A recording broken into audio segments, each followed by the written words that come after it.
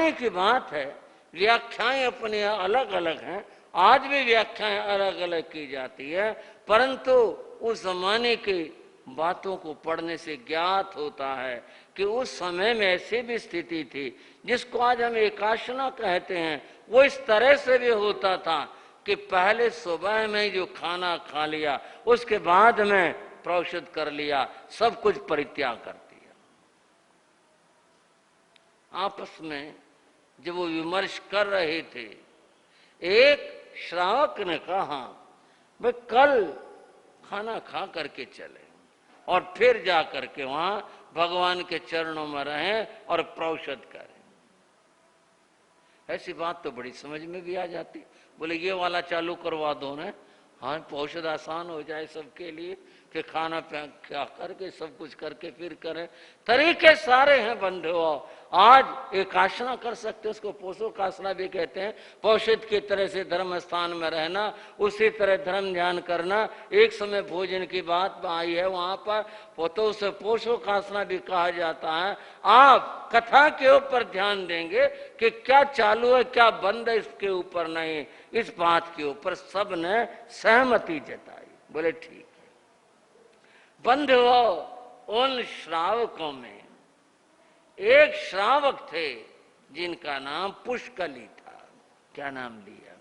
प्रसिद्ध नाम है, प्रसिद्ध कथानक है। चर्चा तो जहां आएगी वहां करेंगे, पहले तो बात कर रहे हैं। एक उनमें से श्रावक थे, उनका नाम पुष्कली था। पुष्कली श्रावक ने उन सब से कहा कभी भोजन करके अगर चलना है कल भगवान के पास में और वहां जाकर हम फिर पोषित करेंगे, तो मेरी ये भावना है, मेरी ये इच्छा है कि कल का भोजन हम संयुक्त करें, इकट्ठा करें और मिल करके करें, एक ही जगह भोजन करें। चलो भाई, अगर ऐसा आप सोचते हैं ऐसा भी कर सकते हैं। पुष्कली ने निमंत्रण दिया, ये सेवा का मौका मुझे दिया जाए और मैं कल भोजन बनवाता हूं, मेरे घर के ऊपर सब भोजन करके और फिर चले। आपस में एक दूसरे को परामर्श, क्यों भाई? बोले ठीक है, इनकी भावना है, जब ऐसा ये सोचते हैं कोई बात नहीं, ऐसा कर लेते हैं। इस बात की सहमति सभी ने दी और उनमें से एक श्रावक थे जिनका नाम शंख था, उन्होंने भी कहा ठीक है, अगर ऐसा सबका विचार हो, सब सोचते हो और पुष्कली श्रावक की ऐसी भावना है तो कर सकते हैं। सहमति दे दी, अनुमति दे दी, कह दिया ठीक है, कल आपके यहां भोजन करके और फिर चलेंगे। श्रावक लोग अपने अपने घर लौट जाते, चले जाते। दूसरा दिन हुआ, पुष्कली ने उन सब के लिए भोजन बनवाया, भोजन तैयार हो गया, श्रावक लोग आ गए, सब आ गए। थोड़ा देखा, शंख श्रावक नहीं आए। कौन नहीं आए भाइयों? भगवती सूत्र का प्रसंग है ये, ऐसे यूं ही कहानी नहीं है, अद्भुत है, विलक्षण है।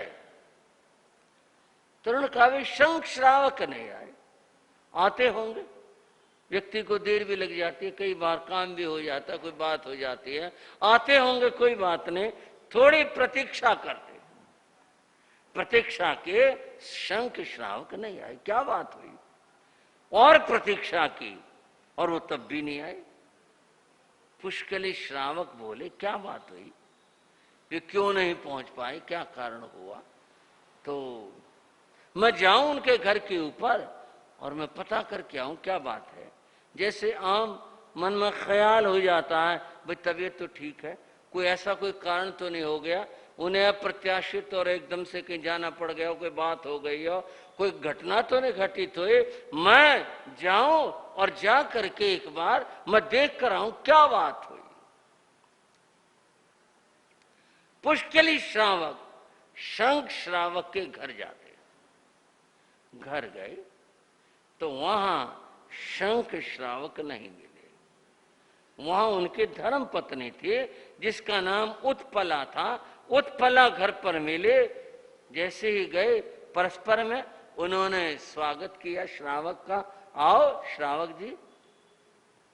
मैं इसलिए आया था कि आज हमारी बात हुई थी कल, आज के लिए शंख श्रावक को पहुंचना था, भोजन हमारे यहाँ पर था, तो अभी तक वो पहुंचनी, क्या बात हुई, मैं ये जानने के लिए आया हूं। उत्पला ने कहा हाँ, वो मुझे कह करके गए हैं, मुझे बता कर गए हैं कि मैं जा रहा हूं।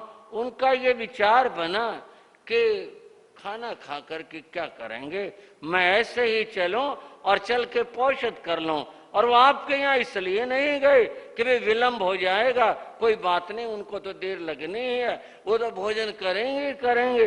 तो मैं बिना भोजन किए ऐसे ही जा करके पौषध करता हूं भगवान के चरणों में। मुझे कहकर कि कोई आए यहाँ पूछने के लिए तो बता देना। और वो तो सुबह ही चले गए, वो चले गए, पौषध करने चले गए, भगवान के चले गए। हाँ वो चले गए, पौषध करने चले गए। पुष्कली को बड़ा ख्याल हुआ, बोले ये क्या बात हुई, जब कल एक बात हो गई थी भाई सारे के सारे खाना खा करके फिर चलेंगे, ये क्या बात हुई। और वो चले गए, क्या हम नहीं कर सकते थे इस तरह से, हम भी कर लेते। अगर ऐसा विचार उनका था, वो हमारे को कहते तो सही, क्या पता हम भी कर लेते, और क्या पता क्या रहता। वो लौटे, श्रावक लोग इंतजार में थे, उन्होंने पूछा क्या बात हुई, और उन्होंने कहा शंख श्रावक ने तो हमारे साथ धोखा किया। भाई क्या क्या कहते हैं, हमारे साथ धोखा किया। क्या धोखा किया, बोले वो तो भगवान के चरणों में चले गए और वहां जाकर घर पर बोल करे मैं पौषध करूंगा, बिना खाए हुए करूंगा, और वो चले गए, हमारे को कहा भी नहीं, पत्नी को कह करके चले गए। उसकी पत्नी मिली थी, उसने बताया कि भी ऐसे ऐसे बात है। देखो अगर ऐसा उनका विचार था तो पहले कहना चाहिए था, और आज ही विचार बना तुम्हारे को बताना तो चाहिए था। क्या वो अपने आप को ज्यादा अच्छा मानते हैं, क्या वो ज्यादा श्रेष्ठ हैं हमारे से, अपने आप को ज्यादा ऊंचा मानते हैं। बंधुओं, इस तरह की परस्पर में बातें जो अवहेलना सूचक थी आपस में होने लगे, उसे ऐसा नहीं करना चाहिए था। हमारे से बिना पूछे गए, अपने आप को ज्यादा अच्छा मान करके गए और उन्होंने जाकर के पौषध कर लिया, ऐसा कर लिया, ऐसा नहीं करना चाहिए था। सभी परस्पर इस बात को कहते हैं, हाँ भाई बात तो ठीक है, देखो ऐसा नहीं करना चाहिए था, कह के जाना चाहिए था। और फिर कहते थे क्या पता हम भी कल ही अपना विचार बना लेते, और जब एक सबका विचार बने गया था, भोजन करके जाना चाहिए था उनको, वो ऐसे चले गए, ऐसा तो नहीं करना चाहिए था। आपस में कहते हैं, पुष्कली ने कहा चलो भोजन बना है, भोजन तैयार है, अपन भोजन कर लेते हैं, चलो भोजन कर लेते हैं। सभी ने मिलकर के परस्पर में भोजन किया, भोजन हो गया। भोजन होने के बाद में फिर वे सब लोग भगवान के चरणों में गए, पहुंचे, जाकर उन्होंने पौषध ग्रहण किया, भगवान की पहले वंदना की, पौषध किया, और फिर भगवान ने देशना दी।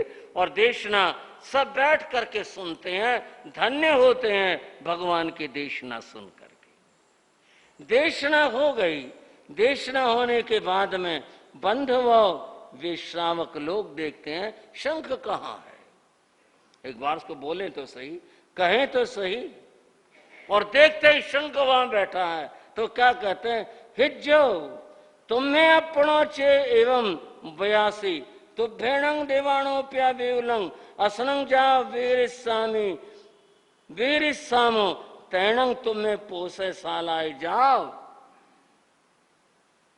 तुम तो ये कह रहे थे कि भोजन करके चलेंगे, उस श्रावक लोग शंख को कहते हैं। और क्या हिज्जो शब्द आया अवहेलना के साथ में, किसी को थोड़े अवहेलना करते, तिरस्कार करते। अगर हम आज की भाषा में बोलें तो किस तरह कहेंगे, तो ये कह रहा था रहा करके बैठ गया, पौषध करके बैठ गया, ये क्या बात हुई, हमारे को बताया भी नहीं, इस तरह से हो गया। इस तरह से वे अवहेलना मूलक शब्द कहने लगे। आप शायद सोच रहे होंगे इसमें से क्या बताना चाहते हो? बताना है, वही तो अद्भुत बात है जो हम बताने जा रहे हैं। यहां तक तो प्रसंग है, यहां तक तो कथा है और कहानी है। अब बात आगे है। जब उन्होंने ऐसा कहा और ऐसा किया तो भगवान ने उसमें कहा, अज्जो, श्रावकों के लिए शब्द आया, अज्जो आर्यो। वैसे आर्य शब्द साधुओं के लिए प्रयोग होता है, लेकिन यहां ज्ञात होता है श्रावकों के लिए भी आर्य शब्द आया है। वर्तमान में एक परंपरा विशेष कहूं या एक समाज विशेष कहूं, वह आर्य शब्द का अपने लिए प्रयोग करती है और आर्य समाज कहलाती है। शायद कुछ लोगों का ख्याल है कि आर्य शब्द इनकी देन है, परंतु ऐसा नहीं है। पहली बात तो यह है, ये जो हमारा देश है भारतवर्ष, कभी यह आर्यावर्त कहलाता था। आर्यावर्त का अर्थ है जहां पर आर्य लोग रहते हैं। अब आर्य शब्द का अर्थ क्या है? आर्य शब्द का अर्थ होता है श्रेष्ठ पुरुष। एक बार बड़ी विचित्र घटना हुई। पूज्य गुरु महाराज पीतमपुरा में विराजमान थे। स्वास्थ्य वैसे थोड़ा सा नरम सा था, लेकिन गुरु महाराज अपने चर्याओं के प्रति बड़े सावधान थे। तो सुबह में बाहर भ्रमण के लिए जाते थे और साथ में श्री अमित मुनि जी होते थे और भी संत होते, ये तो होते ही होते थे, कई भाई भी होते थे। कई बार सुबह जाते थे। उनके मन के अंदर प्रेरणा का बड़ा भाव रहता था। किसी भी व्यक्ति को जगाने शर्त नींद से जगाना नहीं, उसको थोड़ा सा जागृत करना, उसकी भावनाओं को जगाना। तो वो ये कभी नहीं देखते थे ये परिचित है अपरिचित है या किस परंपरा का व्यक्ति, वो कभी नहीं देखते थे। एक दिन भ्रमण करके घूम करके लौट रहे थे तो थोड़ी थकान भी हो जाती थी। श्री अमित मुनि जी सेवा में सदा तत्पर रहते थे, तो ये साथ में कुर्सी लेकर जाते थे। इन्होंने कुर्सी लगा दी, बोले गुरु महाराज थोड़ी देर विश्राम कर लो। बोले अच्छा। बैठ गए फुटपाथ के ऊपर। गुरु महाराज ने कुछ देखा और फिर बोले, जिसके घर के आगे थे, बोले इसके किवाड़ खुलवाओ। तो जैसा आगे का होता है बाउंड्री वॉल का छोटा सा गेट, इन्होंने वो खोला, थोड़ा सा खट किया, अंदर से एक आदमी निकल कर आया। जैसा घर में होता, लुंगी से बांध रखी थी, एक बुनियान से बस ऐसा। अंदर से, क्यों क्या बात है? कड़क के पड़ा। तो इन्होंने कहा, बाहर हमारे गुरु जी बैठे हुए, हम नहीं मानते न गुरु औरों को, क्या मतलब है? ऐसे क्यों दरवाजा खोल करके अंदर आ गए? और इसके साथ वो बाहर तक आ गया और फिर उसके बाद वो जो कुछ कुछ बोलने लग गया। ऐसे आते हैं चले आते हैं दरवाजा खोल करके, किसी के मकान में मतलब क्या है इस तरह से आने का। और वो प्रोफेसर था, अंग्रेजी में बोलने लग गया, धड़ाक धड़ाक खूब से अंग्रेजी बोलने लग गया। गुरु महाराज सुनते रहे। जब वो चुप हुआ तो गुरु महाराज अंग्रेजी में बोले। इसकी उसको उम्मीद नहीं थी, इस बात के उम्मीद नहीं थे कि भाई ये साधु इतना पढ़े लिखे होंगे। अब गुरु महाराज तो अंग्रेजी के और संस्कृत के विद्वान थे और बहुत बढ़िया अंग्रेजी जानते थे। उन्होंने बहुत बढ़िया अंग्रेजी इसके साथ में बोले, उसका परिचय पूछा। अब जो अंग्रेजी बोले तो थोड़ा नीचे हुआ, उसको थोड़ा डाउन होना चाहिए कि थोड़ा सा गुस्सा शांत हुआ। बोला देखिए आप लोग ऐसे चले आए, आप लोगों ने सूचना भी नहीं दी। तो जो भी गुरु महाराज ने समाधान दिया उसमें बात आई। वो व्यक्ति बोला, हम तो आर्य समाजी हैं, हम नहीं मानते किसी को। यहां गुरु महाराज संस्कृत में बोले, अंग्रेजी तो बोल नहीं बोले। आर्य अकस्मात, आप बताओ आर्य किसे कहते हैं? संस्कृत वो भी जानता था, प्रोफेसर था वह। जब गुरु महाराज ने कहा आर्य अकस्मात, आर्य किसे कहते हैं, तो उसने अपनी तरह से उत्तर दिया। गुरु महाराज ने जो वहां कहा, अब मैं वो आपको बताता हूं। गुरु महाराज ने संक्षेप में कहा, श्रेष्ठ पुरुष को आर्य कहते हैं।